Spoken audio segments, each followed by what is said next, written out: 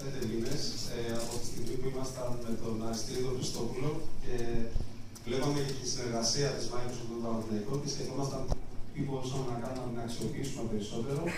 Έπεσε η ιδέα μιας ηλεκτρικής κονσόλας Παναθηναϊκός Xbox One Παναθηναϊκός Edition και σήμερα είμαστε εδώ να την παρουσιάσουμε.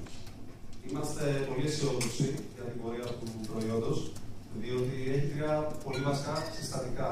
Το πρώτο είναι ότι περιλαμβάνει το Xbox One, την καλύτερη κονσόλα νέα γενιάς με τα καλύτερα παιχνίδια.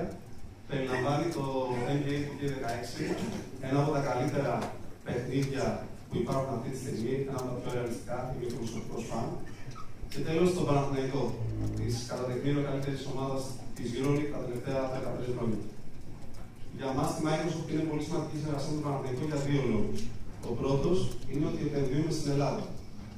Αυτή η κονσόλα δημιουργήθηκε, όπως σας είπα πριν, τους τελευταίους 4 μήνες. Όλοι ξέρετε τι γινόταν τους τελευταίους 4 μήνες στην αγορά.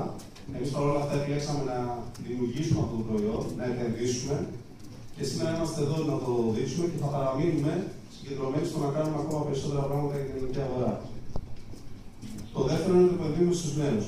Δεν πρέπει να ξεχνάμε ότι η χορηγία μας στην ΚΑΕ Παναθηναϊκός και η συνεργασία μας έχει ξεκινήσει από τα τμήματα υποδομής.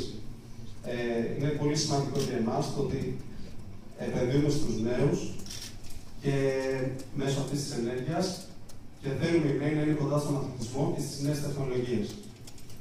Τελειώνοντας, θα ήθελα να σας καλέσω όλους να δείτε τη συλλεκτική κονσόλα και τα controllers, τα οποία είναι καταπληκτικά, να την αγοράσετε, να παίξετε το NBA 2016 στο Xbox, τον Παναθηναϊκό, να κερδίσετε όλες τις ομάδες του EuroLeague, φαντάζομαι.